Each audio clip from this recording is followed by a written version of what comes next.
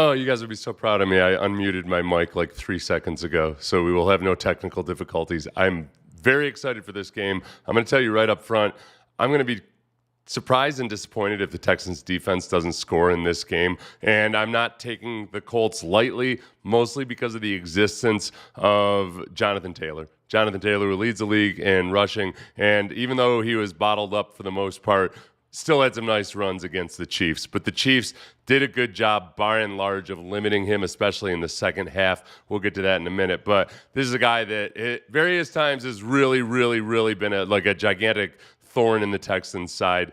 Thorn is a little bit of an understatement, more like a dagger. He's like a beefier T.Y. Hilton.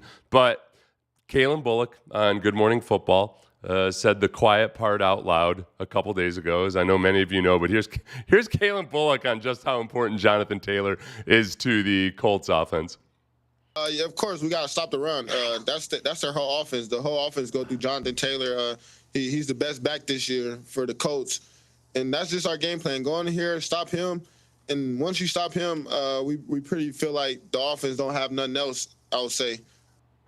Yeah, so the offense doesn't have anything else without Jonathan Taylor. I mean, this is one of the reasons that Daniel Jones looked so damn good in the first half of the season, was that not only did he have a good offensive line, not only does he have legitimate threats on the outside, but he had Jonathan Taylor that could really make the play action work extremely well. The last 3 games for the Colts, things have really started to fall apart. Really, I would say the last 4 games, but one of those games included the Titans, and they put up 38 points on the Titans. So there were signs, though, of things to come, because from the Titans game through the next 2 games, there was a 3-game period where Daniel Jones took 15 sacks, and only 3 of them were in the Titans game. And part of that was they faced blitz-heavy teams like the Falcons and the Steelers. The Texans don't blitz as much as those defenses, but they are better defenses than the Texans are better defenses than those 2 defenses. The Chiefs are blitz-heavy. They didn't sack Daniel Jones once, but it was because the Colts did everything they could to prevent Daniel Jones from getting sacked. They kept more guys in pass protection. They got him out on the move on boots. He got rid of the ball really quickly. And some of those stuffed runs that I showed from Jonathan Taylor, I know Colts fans were upset that Jonathan Taylor wasn't more involved in the second half.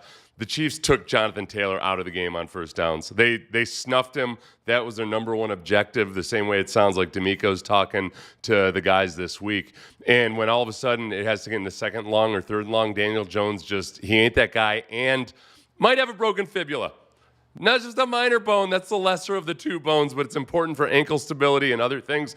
And this is what happened. So those 15 sacks that he took in 3 games, they were by teams that blitz a lot, but there were a bunch of 4-man pressures that got home. About half the sacks that he took were by edge rushers in 4-man rushes or defensive tackles in 4-man rushes. And these offensive tackles, who by and large I think are pretty good offensive tackles, they've been playing like they hate Daniel Jones. Daniel Jones plays like he hates holding on to the football. He's got like 8+ fumbles this season so far.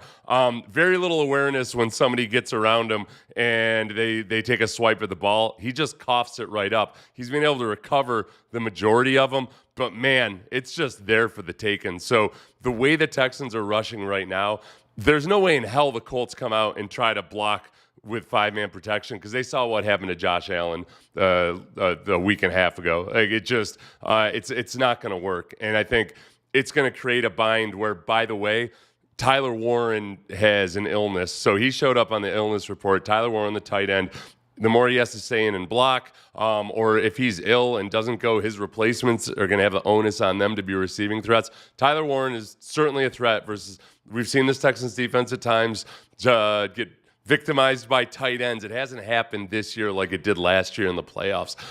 But here's D'Amico Ryans on Tyler Warren.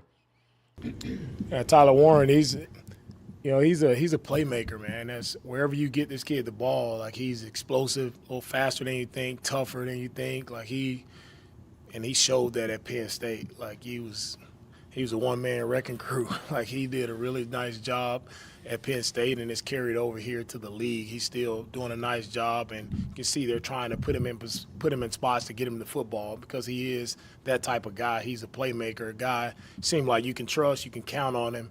Like, he continues to show up play after play, down after down for those guys. So really, I think much as it was in the Chiefs game, the Chiefs played a very good game versus Daniel Jones. I mean, that game was closer than the actual physical battles being won and lost on the field. The Chiefs really thumped up on the Colts. Just some of the game flow. The fact that Leatu, who we'll talk about in a little bit, had an interception on the 4-yard line, and the Colts were able to score a touchdown off of that. It was a close game, but they really got outplayed, and obviously they got outplayed in the fourth quarter. By the fourth quarter, the Chiefs' defense had just been the Colts' defense had been on the field forever, and the Chiefs were able to take advantage of that. So winning the time of possession, et cetera, it all starts with bottling up Jonathan Taylor. This is C.J. Stroud. For those of you who didn't know, he's definitely 100% playing this week, as is Jalen Petrie, talking about how does he pick up where he left off. Yeah, I think just, doing the little things right, take care of the football, getting out of my hand, going through my progressions, my reads, being clean in the communication in the huddle, and, just trusting myself, trusting my instincts, being confident, and, trusting my God-given talent and, go from there. So I thought, I was playing decent, coming out, out of that Seattle game. I thought I played, a good game against San Fran. And then the Broncos, I thought I had a good first quarter, but, it sucks that happened. But I think, I'll be able to, kind of catch my mojo back. But you don't know when. Hopefully it's the first play of the game. But whatever it is, I'm going to just keep fighting and try to find my rhythm. So one of the things that Davis did a good job of was finding Jaden Higgins. And especially when Nico Collins was getting some help, Jaden Higgins had opportunities downfield. I think you got to remember that some of what Davis Mills did was a continuation of some things that we had started to see before C.J. Stroud got injured, including targeting Jaden Higgins. If we go back to that 49ers game, Higgins had 4 receptions in that game, but he was targeted 8 times. CJ was actually off throwing to him a couple of times, just a little bit errant, a high throw here. Higgins should have pulled one in that he didn't, but he had a lot of success finding him, especially on quick hitters. When he has Nico Collins in the game, which he didn't in the 49ers game, I'm really interested to see how it looks like CJ has a trust level with Jaden Higgins that he didn't early in the season. And there was another game before, it was the Ravens game, Jaden Higgins was targeted quite a bit too.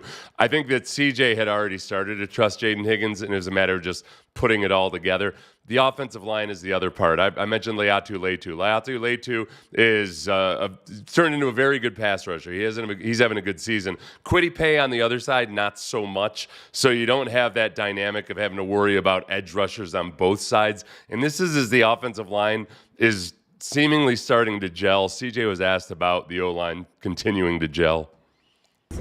Yeah, it's cool, to see, just big trend out there, Ed coming back, Jake, always playing solid, and, Titus being, being an anchor, man, playing a lot of positions and doing them all very well, and then Tay, another rookie who has rise to the occasion and, done a really good job these last couple of weeks. So we're just proud of that unit, and, I'm excited to be back with them. Yeah, and really it's funny with the offensive line.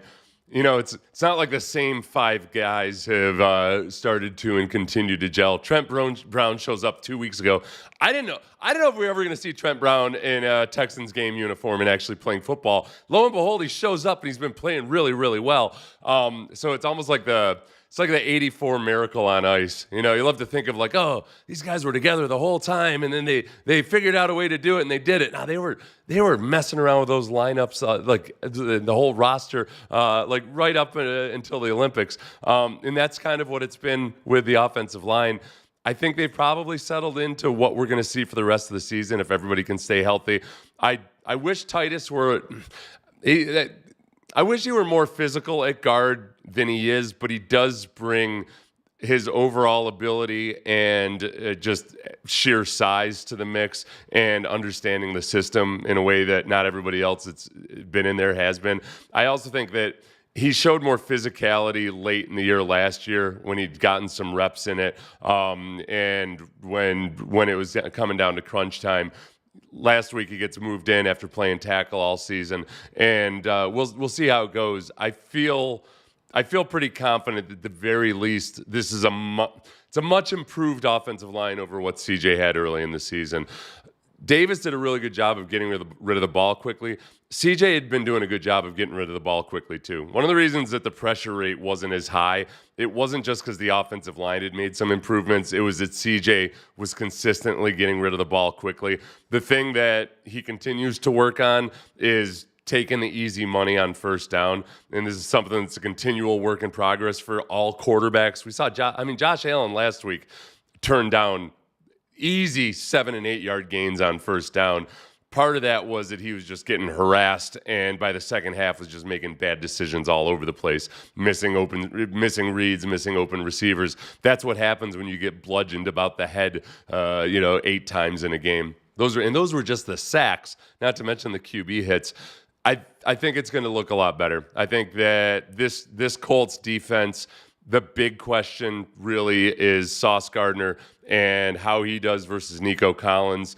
Does he track Nico Collins? And is CJ comfortable biding his time and waiting for those opportunities to hit Nico Collins? And I think he will. But CJ's done a much better job this year of trying to take the easy money and then selectively taking shots to Nico Collins. He had targeted Nico Collins a bunch the week before he went out. Again, continuations of trends that we saw Davis Mills doing some things that weren't just out of the blue. They were continuations of trends that we had already seen. So I'm honestly kind of shocked that the Colts are favored as heavily as they are in this game, especially with Daniel Jones with his broken fibula. He can't move. He ran for a first down last week where he easily could have had 5 yards more without even taking any contact, and it looked like he was almost like he was jogging out of bounds with a hitch in his giddy up. And this is 1 week later. I don't know how much a fibula can heal in 1 week, but look, Mr. Schneebly, I agree. Our hopes will live and die by how well CJ plays. This defense right now is operating at an extremely high level, extremely high. One thing that I look forward to seeing from the defense is and this is where the Colts are starting to show their hand a little bit. Jonathan Taylor has been incredible. They still don't trust they don't trust their run game enough to run into heavily loaded boxes. So when there's 8 men in the box and they're showing it, Daniel Jones will check the pass right quick. The Chiefs did a really good job of at times showing blitz, hearing the check, and knowing that Daniel Jones had checked the pass, and then dropping everybody out, changing their call, and then dropping everybody out. I think the Texans are at that level where they're able to do some of that more savvy stuff right now. The Chiefs are the best in the business at it, but they're not as good at defense as the Texans are this year. It's I would if I were a gambling man, I would hammer the Texans into oblivion on this one. I don't understand the 4.5 point spread. Disrespect.